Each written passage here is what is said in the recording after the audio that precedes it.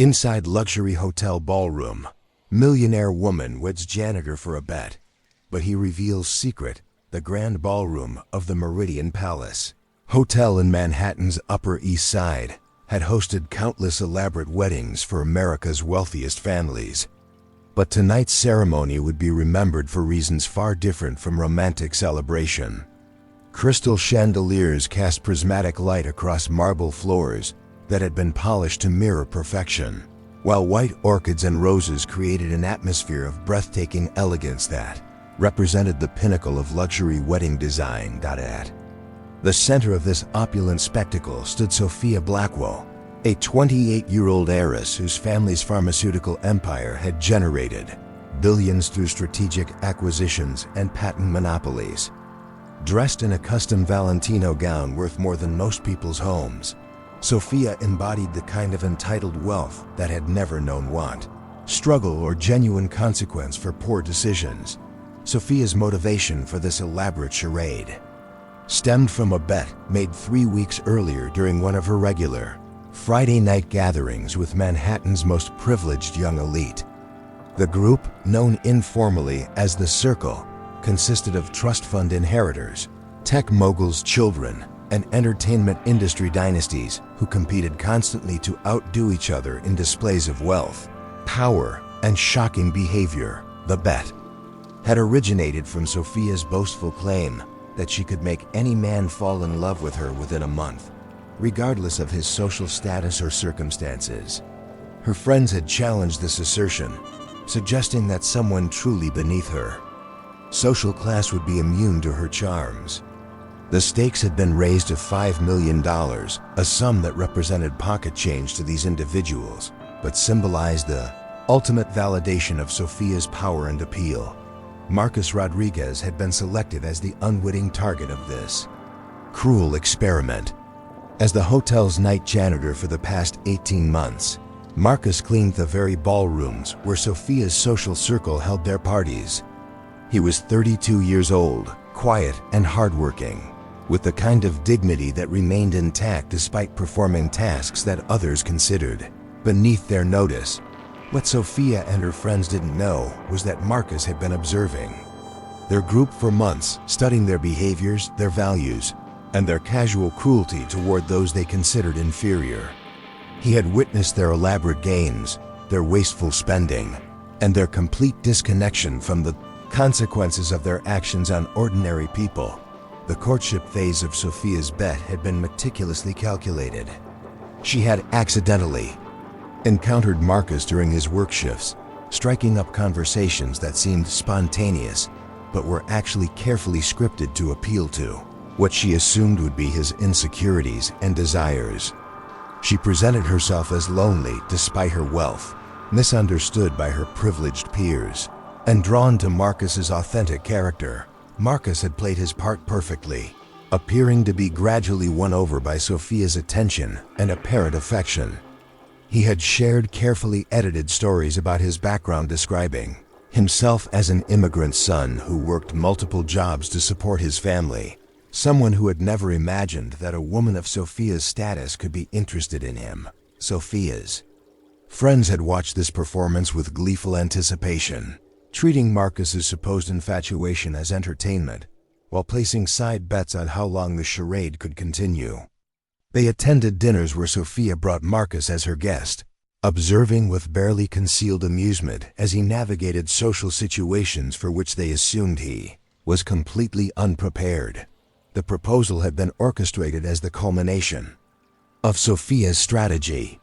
She had arranged an elaborate scene in Central Park, complete with hidden photographers to document Marcus's reaction for her friend's amusement. When she offered him a marriage proposal that came with the promise of financial security and social elevation, Marcus had accepted with what appeared to be overwhelming gratitude and disbelief. Now, 3 weeks later, the wedding ceremony was proceeding exactly as Sophia had planned. The guest list consisted entirely of her social circle, each attendee aware of the true nature of the event. They sat in the ornate ballroom chairs like spectators at a particularly entertaining theater performance, their champagne glasses raised in anticipation of the moment when the bet would be definitively won.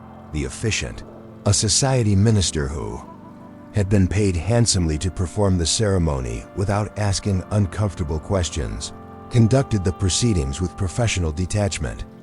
He had married enough wealthy couples to recognize when a wedding was more about spectacle than sentiment, though even he seemed slightly uncomfortable with the undercurrent of mockery that permeated the elegant gathering. Marcus stood at the altar in a rented tuxedo that Sophia had insisted on providing, his demeanor appropriately humble and overwhelmed.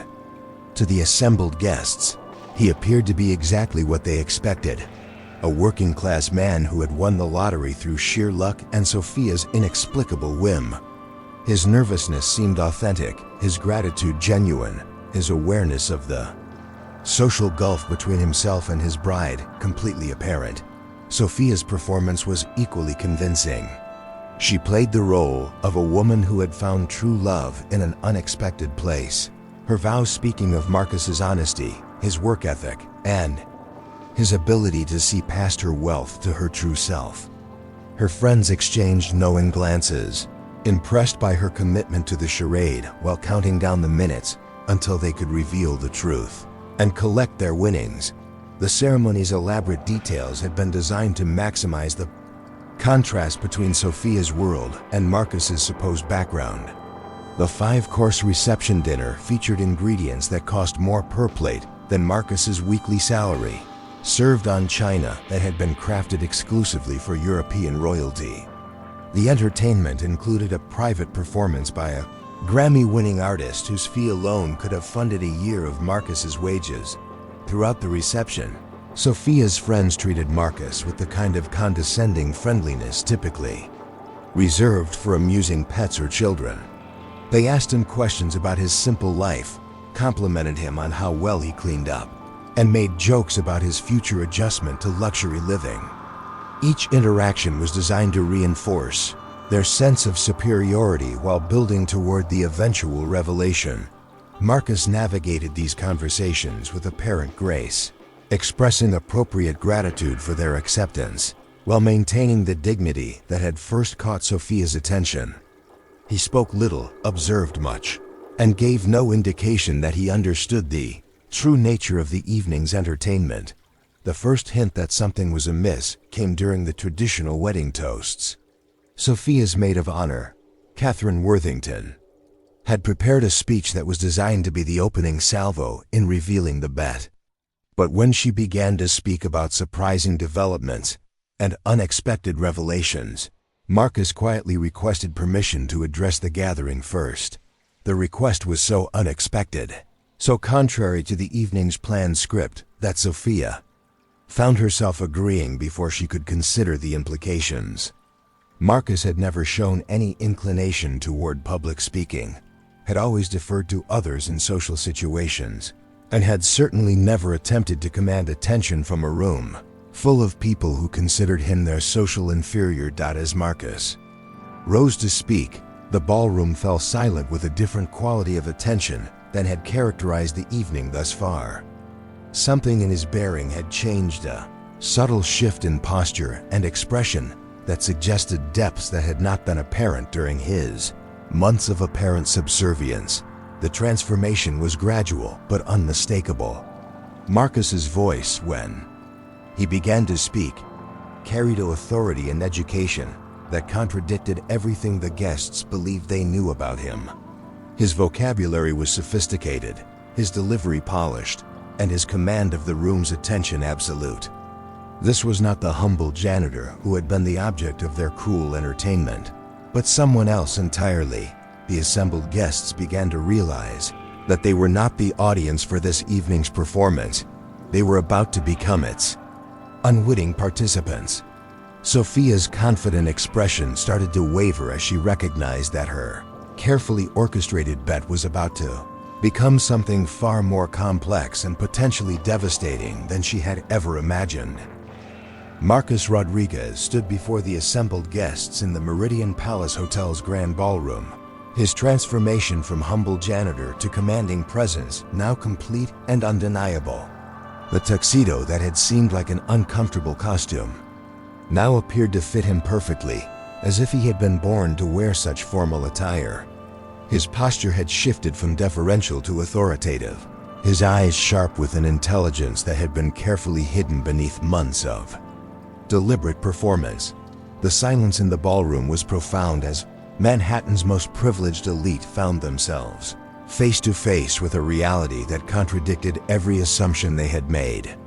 Sophia's expression had frozen in a mask of growing horror as she began to understand that her elaborate bet was about to become her own public humiliation.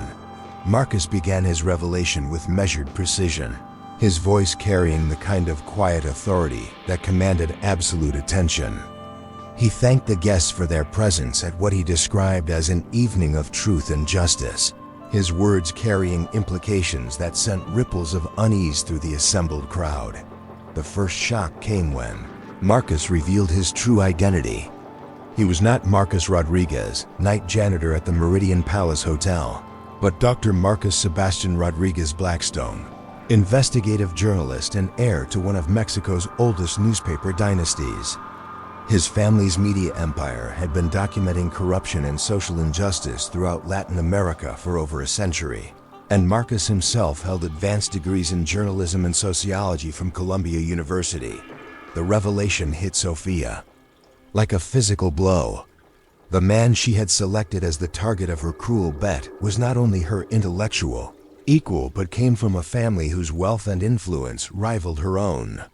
More devastating still, his presence at the hotel had not been the result of economic necessity, but part of an elaborate undercover investigation into the business practices and social behaviors of America's ultra-wealthy elite.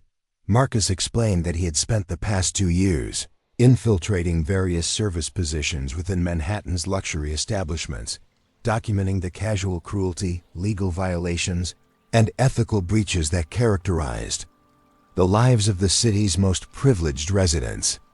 His work as a janitor at the Meridian Palace had provided unprecedented access to private conversations, confidential documents, and behind-the-scenes behaviors that revealed the true character of his targets. The sophisticated recording equipment hidden throughout the ballroom became apparent as Marcus gestured to devices that had been documenting every word, every gesture, every moment of cruel laughter at his supposed expense. The guests' evening of entertainment had been meticulously recorded, creating a comprehensive record of their participation in what amounted to elaborate psychological torture of someone they believed to be vulnerable and powerless. Sophia's bet, which she had assumed was a private game among friends, had actually been documented from its inception. Marcus revealed that he had been aware of the wager from the moment it was made, having overheard the initial conversation through surveillance equipment he had installed in the hotel's private dining rooms.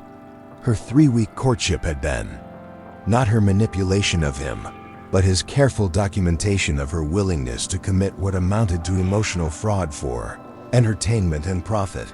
The legal implications began to dawn on the assembled guests as Marcus outlined the various laws that had been violated during their entertainment.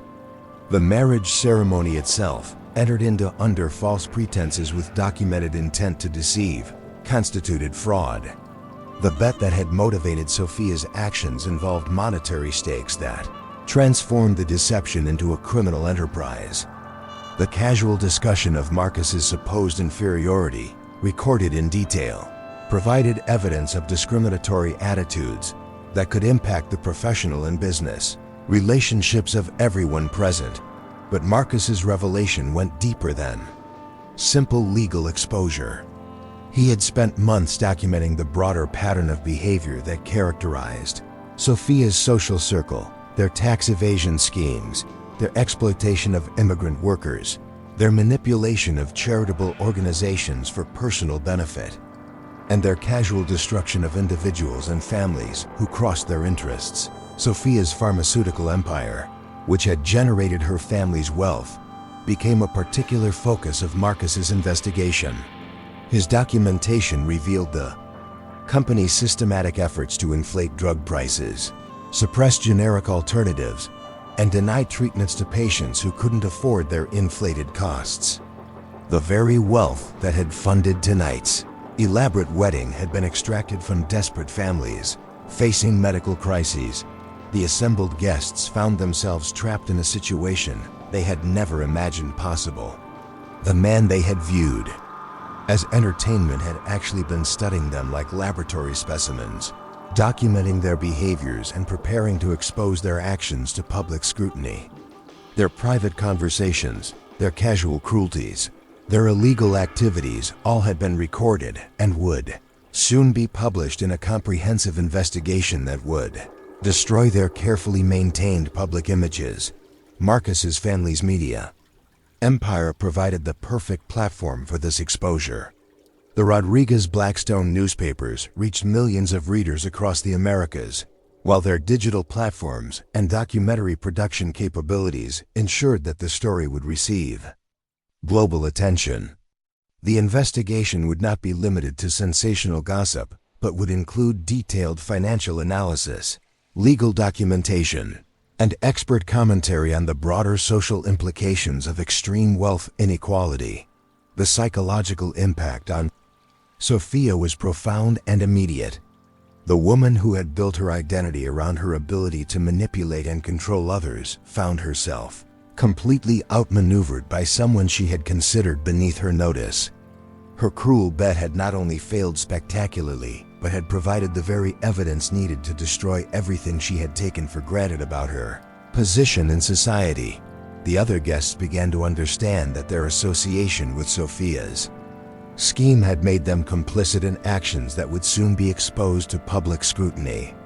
Their presence at the wedding, their participation in the betting, their cruel laughter at Marcus's supposed expense, all had been documented and would be included in the comprehensive expose that Marcus was preparing. But perhaps the most devastating aspect of Marcus's revelation was his exposure of the casual inhumanity that characterized the lives of the ultra-wealthy. The recording devices had captured not just the specific cruelties directed at him, but the broader pattern of callous disregard for anyone outside their privileged circle. Their conversations revealed a worldview so disconnected from ordinary human experience that it bordered on sociopathic. As Marcus concluded his presentation, he made an offer that completed his psychological domination of the situation. He would delay publication of his investigation for 30 days, providing Sophia and her friends an opportunity to make genuine restitution for their documented crimes and cruelties. The pharmaceutical patents that had generated Sophia's wealth could be released to generic manufacturers. The workers they had exploited could receive fair compensation, and the charitable organizations they had manipulated could be properly funded.